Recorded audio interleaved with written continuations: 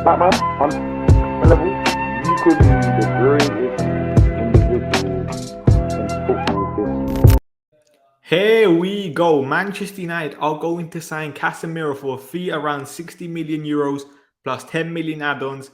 Listen, I know people are going to complain, but we'll get into it. Make sure you guys like the video, comment your thoughts on Casemiro, and subscribe to the channel. Listen, I said it. I am actually a bit conflicted on the signing, but listen, no matter what, we are signing one of the best holding midfielders in football, arguably top two with Rodri, and we needed it. Like, people say he doesn't fit Ten Hag's style of play. Nonsense. I'll be honest, that's absolute nonsense. I don't think people realize that Ten Hag also used Alvarez last year, who's, let's be honest, from what Ajax fans say, he's not the most technically gifted midfielder, but what he did do very well was win the ball back. And Casemiro, say what you want about him on the ball, off the ball, which I do think is underrated by the way, on the ball, off the ball, he's one of the best midfielders in the world. One thing I said throughout these first two games and in pre-season, defensive transition, we get caught out way too easily. And we're bringing Casemiro, who's naturally can play as a lone six. He's one of the best at breaking up play, one of the best at anticipating where the ball's going to be. He fixes a lot of our problems. And people think in our midfield, we just need De Jong, a ball progressor. We needed more than that. I don't think people realize how much work our midfield needs. Casemiro breaking up play. Obviously, De Jong's not going to happen now in my eyes. But then that's where you added De Jong in terms of progressing the ball. We still needed a player like Casemiro, even if De Jong signed. Which is why I'm like, when people say, oh, this weren't Ten Hag's plan, okay, it might not be Ten Hag's priority signing, but he still helps us massively. And listen, I say this, United mentality-wise over the last couple of years and this year, shocking so far. Casemiro, even though I'll be honest, I think he's coming for the money, on over £350,000 a week, probably nearly close to doubling his wages at Real, from where he was on at Real. But he's still an excellent professional. He's still, from what Andy Mittens wrote in his report, which I'm going to put up right now, he said he studies his own game using Wyscout, analyzing his performances in detail.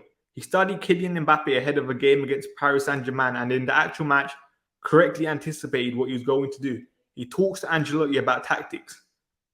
So straight away, say what you want about Casemiro, even though he might be coming for the money, he still has that internal motivation, hopefully, that he still wants to improve and add something to the side.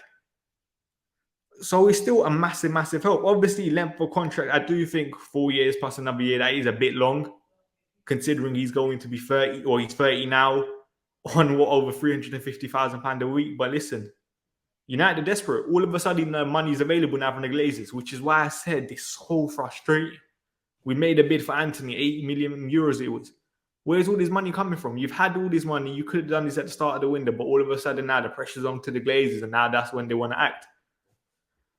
That's just the bottom line of things, isn't it? But listen, one thing I also do want to say, a lot of people say Casemiro is a water carrier for Toni Kroos and Modric, and he's kind of the worst one out of all of them kind of thing.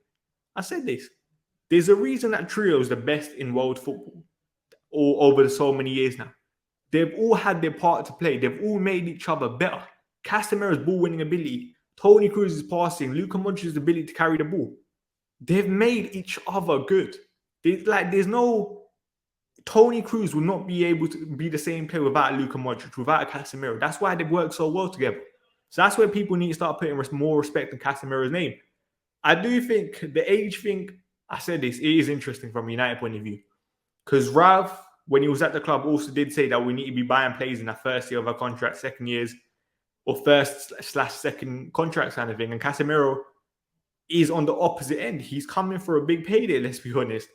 But at the end of the day, I said this. Casemiro, Ten Hag, we need short-term results at the same time for Ten Hag to keep his job.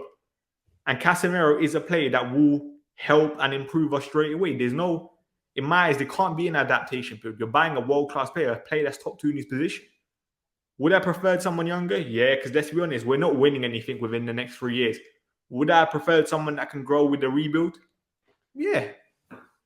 That would have been more ideal, but I can't really complain at Casemiro. The next thing is, where does he fit in? As I said, he can play the lone six. I've seen people say he can play with Fred in the midfield. They're unbeaten for Brazil and stuff. I'll be honest, I'm not too sure how that will work in the Premier League. Casemiro and Fred together in a pivot. Because let's be honest, for Brazil, international football is a lot slower. And the next thing is for Brazil, they also have Neymar dropping deep, collecting the ball for creativity. Who in that Manchester United side really provides that to an elite level? And the answer is no one, which is why I think it's going to be interesting to see how Ten Hag lines up. Ideally, we still need another midfielder alongside Casemiro. Even though I'm not Tielemans' biggest fan, someone like Tielemans' ball progression next to Casemiro's ball winning ability, that's ideal. Let's see what the club do after this. But listen, we are getting a winner. The trophies he has won at Real Madrid, phenomenal.